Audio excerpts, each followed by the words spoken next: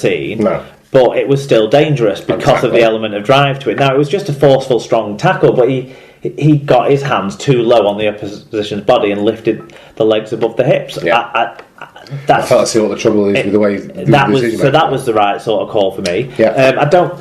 It's hard to think of anything being too controversial though when one side was so clearly better than the other. Yeah, it was hard. I spent the game trying to make notes of bright points for Widnes. Really, I'd hoped Rangi Chase would come in and lift them. He didn't, but I suspect throwing a player like Rangi Chase into that kind of game under that sort of pressure, if that's what you're relying on, then you've got bigger problems. It wasn't Rangi Chase's fault that the forwards were consistently giving away ground and penalties in the middle of the field. Exactly. He tried to do what Rangi Chase tried to do, and occasionally you get caught out doing that, particularly if your pack isn't exactly functioning. Ryan Ince, though, for Widnes is another real find from their academy system. I like the way this young man plays the sport. Another proud, I don't know what you call people from Widnesian. Chemics. Yeah, absolutely. So that's a bright spot, and I suspect they won't get relegated, so they can hopefully hang on to some of these players, and like we've alluded to in the past, a bit more top-down investment.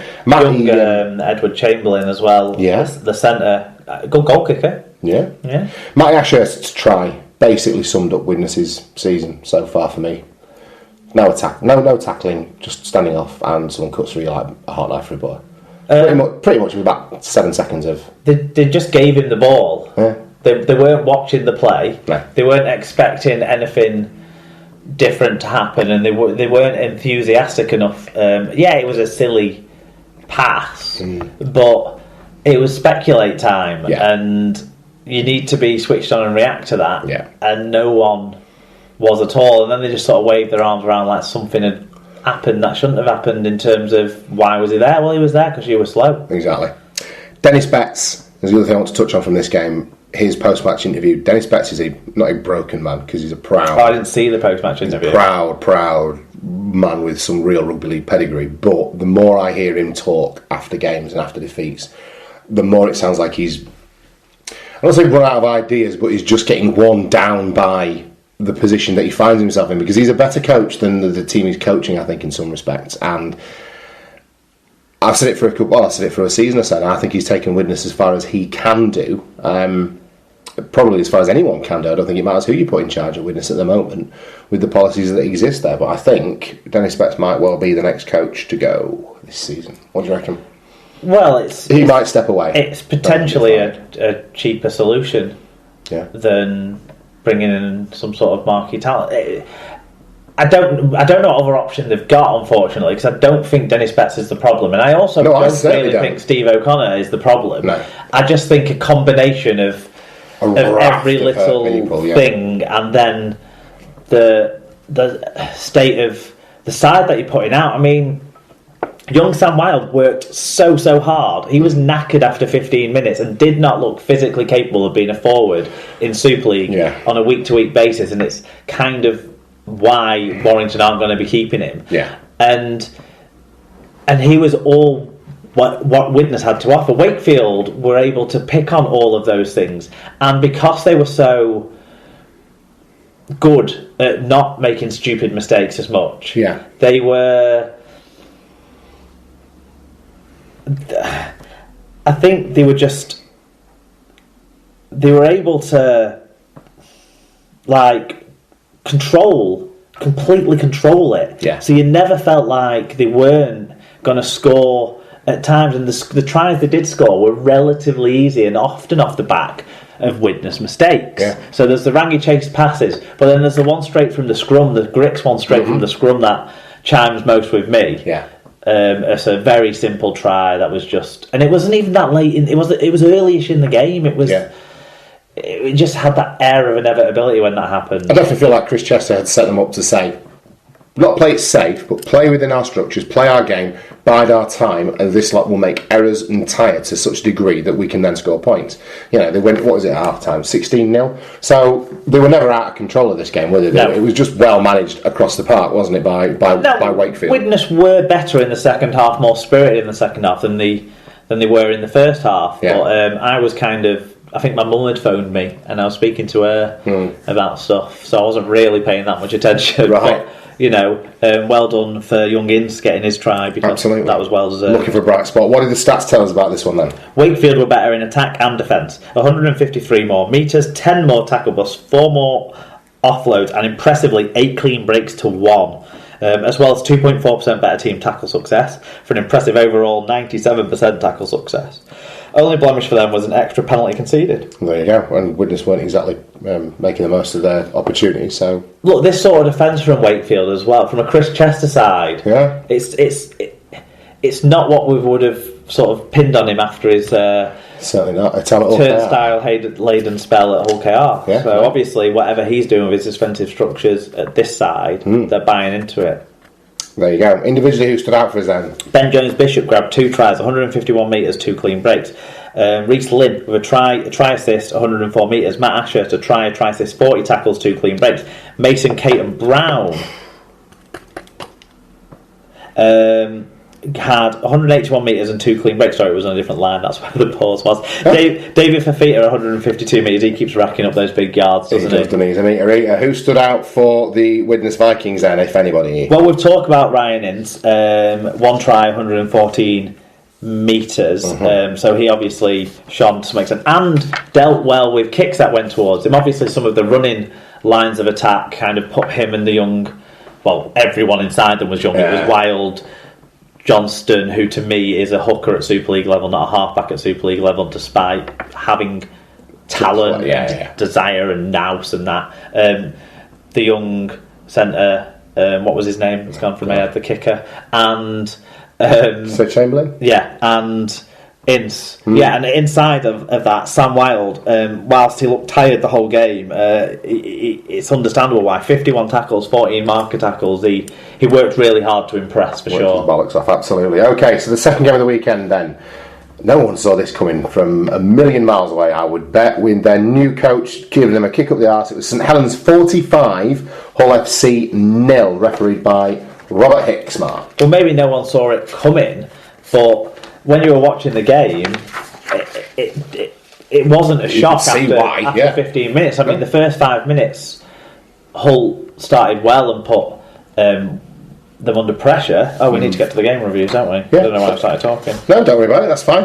Just start us off with Froggers. Yeah, he says, wow, just wow, where has this form been all season? I think that win raises more questions than answers for our recent run of late. Great performance put on by the Saints. P.S. I think Makinson might have put on the try of the season, possibly 2 smirk face emoji. Well, Liam Marshall did that against Saints on Friday, but it was a pretty special. It was a special try. That actually was the try of the round. I had jotted down that question: have we just seen try of the year? Scoots 28 Mac. She says, team tactics: allow Smith as much space as he likes to kick wherever he wants. Throw yourselves around in a vague attempt to look like you're trying to tackle. Spend so much time pushing yourself up on the attacker on the 5th, you get penalised.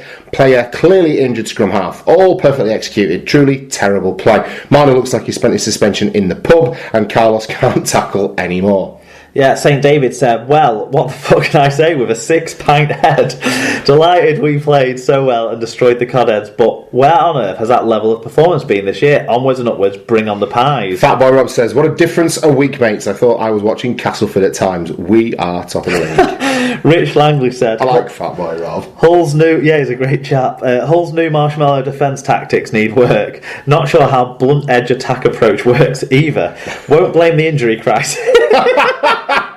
We are suffering, but onwards and upwards to the next week, and let's leave magic and sulk in the rearview mirror. Yeah, it was terrible timing to put that kit on, wasn't it? Brian Davies said, wow, didn't see this coming. What does this Saints performance say about their players' attitude so far this season? This was Saints of a few seasons ago. Good, flowing, exciting, skillful rugby. Hull will no doubt be in for a blast, as their defence was shocking, but despite that, Saints were good. Obviously, FC missed their Wakefield-trained inspiration, Gaz Ellis, but still...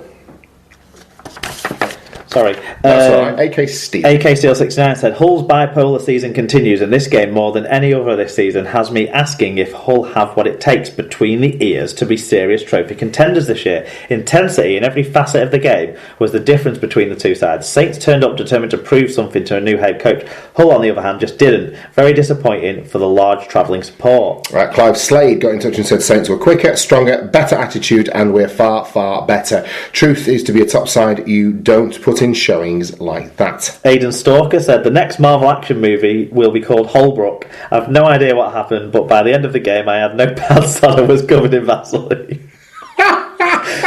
Alex Walmsley is a filthy minx. My head's gone. I suspect Aidan's had a drink there. Yeah. Mark, very good. Mark W says...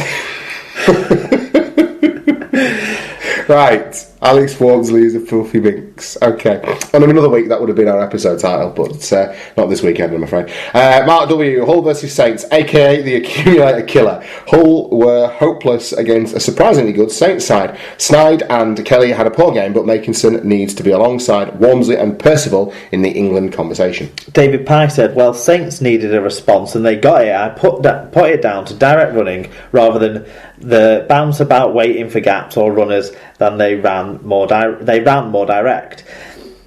This forced defenders to make decisions and helped get quick play of the balls. Let's see if they can back it up on Thursday. See you there if you're going. Oh, there you go. Brendan Loftus at BP Loftus on Twitter if you want to give him a follow. Fair play to Saints, turned up wanting it. Plenty of reasons for them to be up for it. New coach in from Australia. Gary Schofield having loads to say about them, etc, etc. We Hull were shite. Not interested, running laterally, no aggression in the tackle and stupid penalties. Started with Carlos's daft kick on 3 very early on. Is it Easter again? Perhaps it says more about Catalans and Widnes than Hull in those past 2 results. Joshua's granddad said, awful, abysmal, abject capitulation. Capitulation, yeah. Oh, capitalisation. Well, I think it means capitulation. Yeah.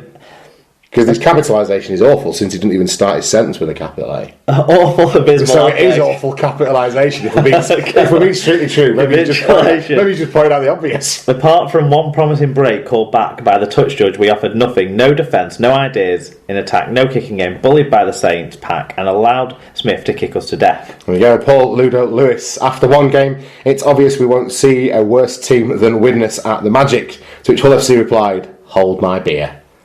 Well, Hull did actually. They didn't go at times, but they didn't. They had made some breaks, so they showed they had the capability of getting through the Saints line. A couple of pulled back forward passes or what have you, but they broke in the middle. They broke out in the centres a couple of times in the first half, and so you sort of thought maybe they've got the potential to do something, but there was no enthusiasm for what was going on, what was to come after that.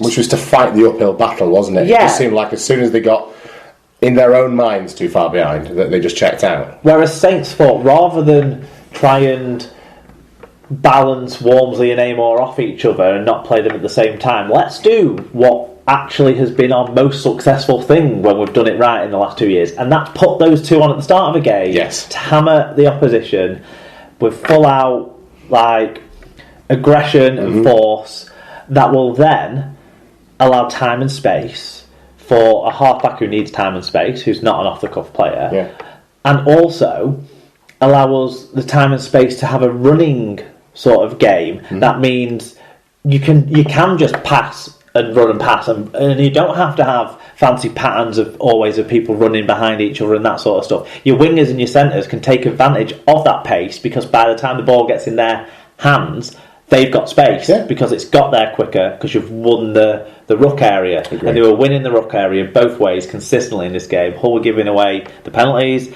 that Scoops alluded to, and more significantly, Matty Smith had so much time to control this game. He did.